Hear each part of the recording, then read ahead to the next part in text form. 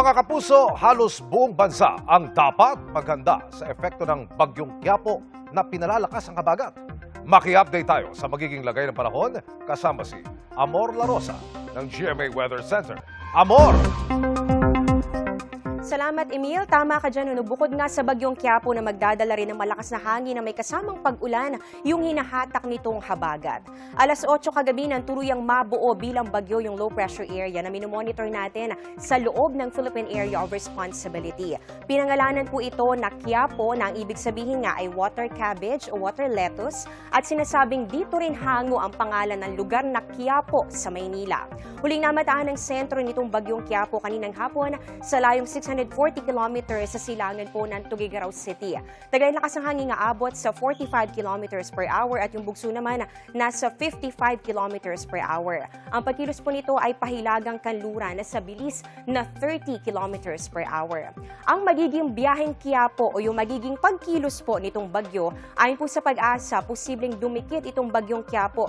Dito yan sa northeastern portion ng mainland Cagayan bukas ng umaga hanggang sa hapon at sunod naman tutumbukin itong Babuyan Islands hanggang sa gabi kung saan po ito posibleng magkaroon ng landfall.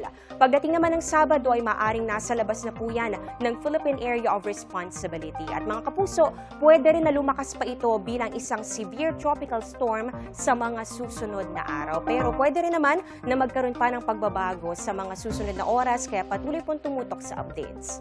Sa ngayon, nakataas na ang wind signal number 1 sa Batanes, Cagayan kasama po ang Babuyan Islands, Isabela, Apayao, Abra, Kalinga, Mountain Province. Kasama rin po dito ang Ifugao, Ilocos Norte, Ilocos Sur, northern portion ng Aurora, northern portion ng Nueva Vizcaya, northern portion ng Quirino at ganun din sa northern portion ng Benguet. Posible po yung madagdagan at posible rin na umabot pa hanggang sa wind signal number 2 or number 3 kapag nga po lumakas pa ang bagyo sa severe tropical storm.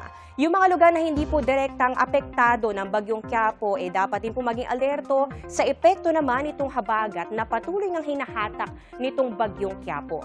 Base sa datos ng Metro Weather, umaga bukas, posibleng maulan na dito po sa may Batanes and Babuyan Islands, ganoon din sa ilang bahagi ng Cagayan at pati na rin dito sa may Ilocos Norte. So may nakikita na po tayo kaagad ng mga matitinding buhos ng ulan kaya maging alerto po kayo sa banta ng baha o landslide. May mga kalat-kalat na ulan na rin dito po yan sa ilang bahagi ng Central Luzon, Bicol Region at ganoon din sa probinsya ng Palawan.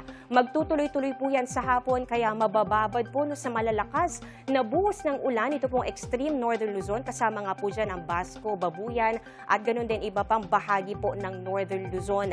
Meron na rin mga pag-ulan sa ibang bahagi po ng Calabarzon at pati na rin dito sa Mimaropa. Sa Visayas at Mindanao naman may chance pong ulanin sa umaga pa lang itong Antique, Iloilo, Negros Island Region, pati na rin ang Zamboanga Peninsula. Sa hapon at gabi naman, halos buong Visayas na po yan. Ito nakikita natin, maulan po sa Visayas sa hapon at ganoon din sa malaking bahagi po ng Western and Eastern Visayas, meron po diyang mga heavy to intense rains. At dito rin nakikita po natin yung mga pag-ulan naman sa Mindanao, Malawakan po yan at meron ding heavy to intense na mga pag-ulan. At di na lang po yan dito sa may Zamboanga Peninsula, kasama na po dyan itong Northern Mindanao, Caraga, Barm at pati na rin ang ilang bahagi ng Soc-Sargen. Dito naman sa Metro Manila, pwedeng may pag-ulan na po sa ilang lungsod sa umaga pa lang at posible po yung maulit sa hapon at sa gabi. Kaya make sure may dalang payong kung lalabas ng bahay. Yan muna ang latest sa ating panahon mula sa GMA Weather Center. Ako po si Amor La Rosa, serbisyong totoo ng GMA News.